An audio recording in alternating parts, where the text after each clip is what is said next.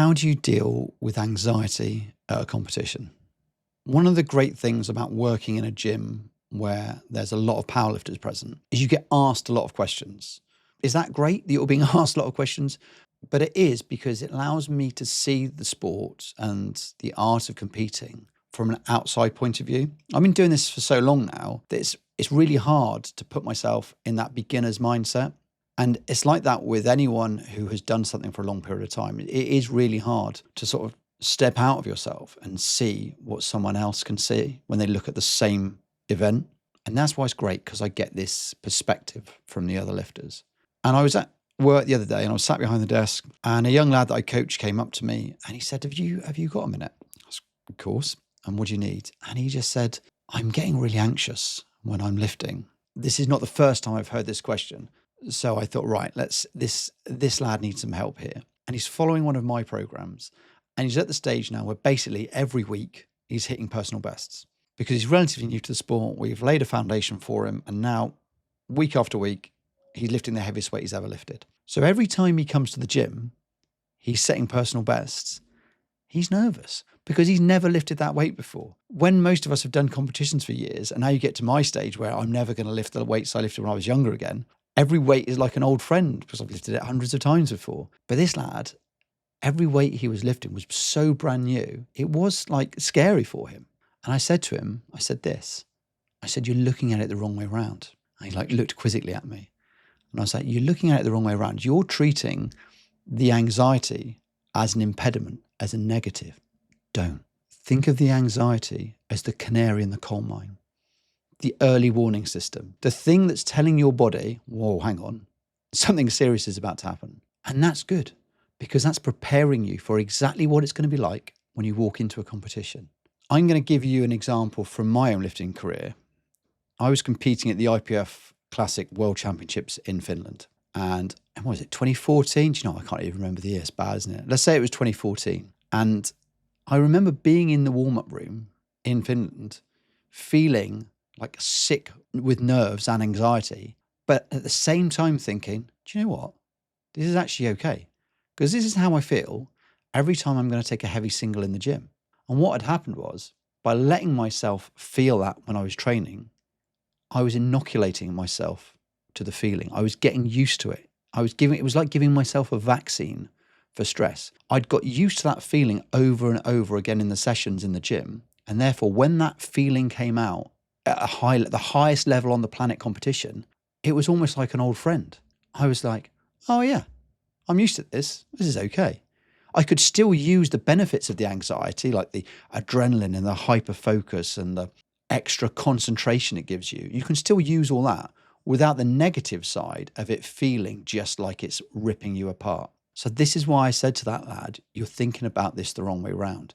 It's good to feel this anxiety in training because it's getting you used to that feeling. And all right, it's uncomfortable. It isn't nice to start with because it is stressful. It is stressful going through that, but it's getting you used to stress. And look, that's exactly what training is. Training is you apply stress to the body. In response to the stress, the body gets stronger. Now, think of that outside of lifting weights. Think of that as the brain and the mental side of it. If you apply mental stress to your brain, it allows it to deal with it and get stronger for the next time. If you try and avoid anxiety and stress, if you decide that every time I take a heavy single, I'm going to meditate, I'm going to chill out, I'm not going to take it seriously, I'm just going to try and be as zen as possible, you're going to have a nasty shock when you get to competition. Now, look, you might be one of the complete outliers who can then also do that in competition. But I've been around and doing this for a long time. I spent 5 years as the head international coach of a major powerlifting country. And I can tell you, every one of those champions, the world record holders, the world champions, the best lifters in the world, they are anxious before they lift. You see them in the warm-up room, you see them warming up, they go into their own zone, they're feeling it, they feel that adrenaline. You can see it on their faces. But what separates the people who can achieve at the highest level and under that stress from the people that crumble is the people that have learnt to deal with it. I'm going to give you another example. I'm going to give you a counter example, if you like.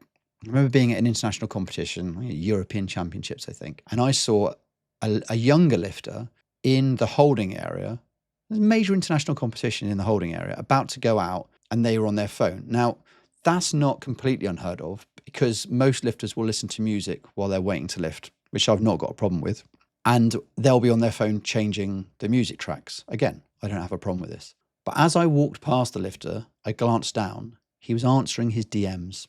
He was answering his DMs on Instagram just before he was about to step out onto the platform of one of the top powerlifting competitions on the planet. Do you think he performed well? He did not. And he didn't perform well because he wasn't ready to perform.